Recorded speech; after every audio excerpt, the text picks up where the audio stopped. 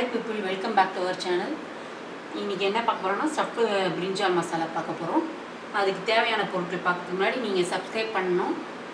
பக்கத்துல இருக்க பெல் பட்டனை பிரஸ் பண்ணுங்க, ஷேர் பண்ணுங்க, லைக் பண்ணுங்க, ஃபீட்பேக் கொடுங்க. இப்போ பண்றது என்னென்ன ingredients பார்க்கலாம். தேவையான ingredients பார்க்கலாம். கத்திரிக்காய் ஒரு 1/4 கிலோ எடுத்துக்கோங்க. தக்காளி 2, வெங்காயம் 1, இஞ்சி துண்டு 1, பூண்டு கொஞ்சம், கொத்தமல்லி, கருவேப்பிலை, தேங்காய் 2 துண்டு எடுத்துக்கோங்க. ஓகேவா? அதுக்கப்புறம் ஜீரகம் கொஞ்சம், மஞ்சப்பொடி கொஞ்சம், அப்புறம் மிளகாத்தூள்.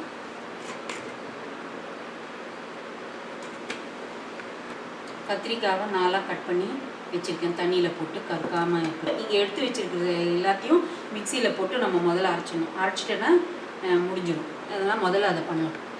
இதில் மிக்சியில் இப்போது தேங்காய் கொஞ்சமாக எடுத்து போட்டுக்கலாம். எடுத்து வச்சுருந்த தேங்காவை அப்படியே போட்டுக்கலாம். இஞ்சி எடுத்து வச்சுருந்ததை 1 இன்ச்சு இஞ்சியை அப்படியே போட்டாச்சு.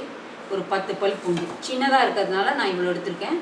கொஞ்சம் பெருசாக இருந்ததுன்னா ஒரு 5-6 எடுத்துக்கோங்க போதும். இப்போ 10 எடுத்துருக்கேன். வெங்காயம் சின்னதாக 1 போதும். எல்லாத்தையுமே நீ இதில் போட்டுக்க வேண்டியது தான். நீங்கள்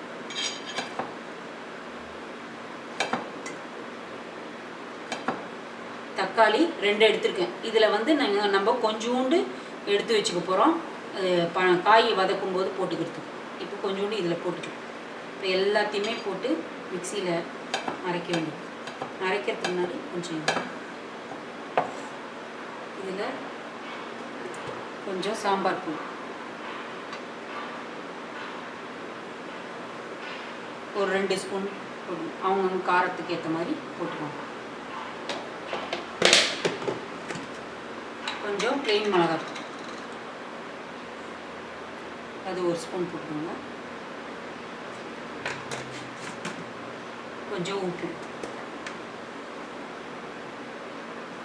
இது அப்படியே நான் மிக்சியில் அரைச்சிட்டு வந்துடுறேன். கொஞ்சம் ஸ்மூத்தாகவே அரைச்சிக்கோங்க.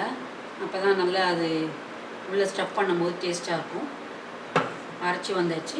இப்போ ஒவ்வொன்றா அதில் ஸ்டஃப் பண்ணணும். பாருங்கள்,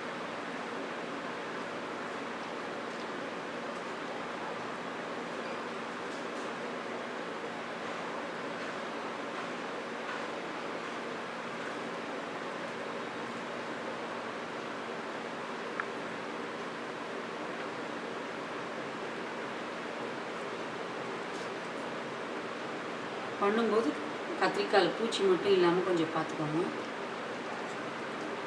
இது சிம்பிளாக ஈஸியாக முடிஞ்சிடும். இது பண்ணால் அப்படியே நம்ம சாப்பாட்லேயும் சாப்பிட்லாம், சைட் டிஷ்ஷாகவும் வச்சுக்கலாம்.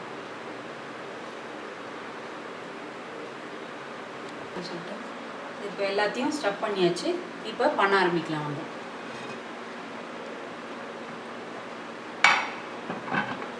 கேஸ் ஆன் பண்ணியாச்சு. இப்போது ஆயில் வேணும்.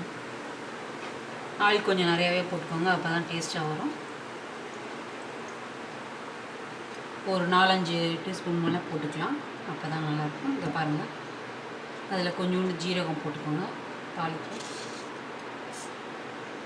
1 ஸ்பூன் போடுறோம். கொஞ்சோண்டு மஞ்சள் பொடி போட்டுக்கோங்க.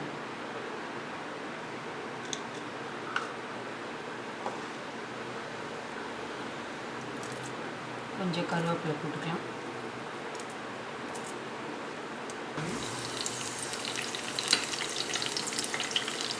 கொஞ்சம் தக்காளி போட்டுக்கலாம்.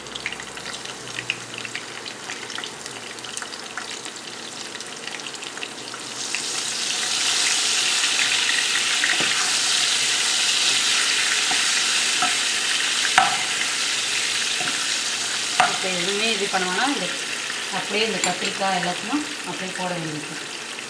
பாருங்க,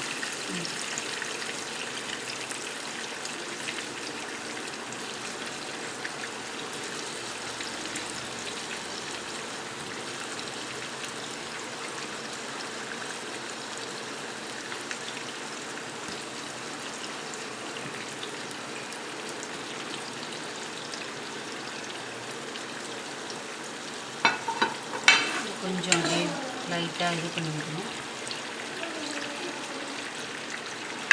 அதுக்கு மேலேயே இந்த அரைச்சது கொஞ்சம் இருக்குது பாருங்கள், அதையும் அதில் போட்டுடணும்.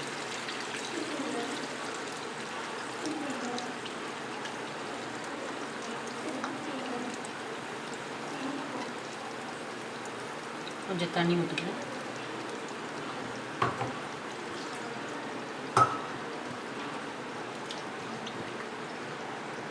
அரைக்கும் போது நீங்கள் உப்பு இதெல்லாம் சரியாக இருக்கான்னு ஒரு வாட்டி பார்த்துக்கோங்க. அப்படி இல்லை கொஞ்சம் போடணுன்னா நீங்கள் இப்போ கொதிக்கும் போது கூட கொஞ்சம் போட்டுக்கலாம், லைட்டாக தூள் காரம் எது வேணால் போட்டுக்கலாம். இப்போ இதை அப்படியே கொஞ்சம் நேரம் மூடி வைக்கலாம். ஒரு 5 minutes சிம்மில் வச்சுட்டு அப்படியே வைங்க.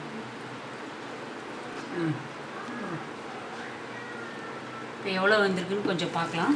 நடுவில் நீங்கள் அப்பப்போ கொஞ்சம் எடுத்து பாருங்கள் என்ன இருக்குன்னு.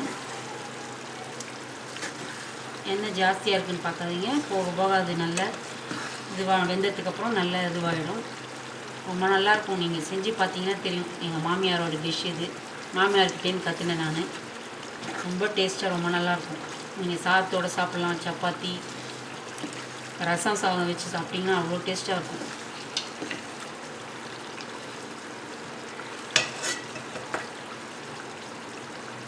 இன்னும் கொஞ்சம் வேகணும். அது லைட்டாக இதில் கொஞ்சோண்டு வெல்லம் போட்டுக்கோங்க, ரொம்ப கம்மியாக போடணும், ரொம்ப வேணும். ஏன்னா 2 தக்காளி போட்டிருக்கோம், கொஞ்சம் புளிப்பு இருக்குதுன்னா இதுவாக இருக்கும். அது கொஞ்சமாக போட்டுட்டிங்கன்னா அந்த டேஸ்ட் நல்லாயிருக்கும். இப்போ ஆல்மோஸ்ட் கத்திரிக்காய் வெந்துடுதுன்னு நினைக்கிறேன், பார்க்கலாம். பாருங்கள் நல்லா வெந்துடுது, எண்ணெயும் தனியாக பிரிஞ்சு வந்துடுது பாருங்கள்.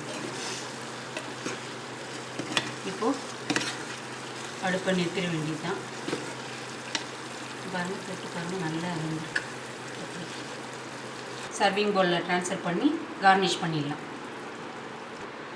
இப்போ பவுலுக்கு ட்ரான்ஸ்ஃபர் பண்ணி கார்னிஷ் பண்ணியாச்சு.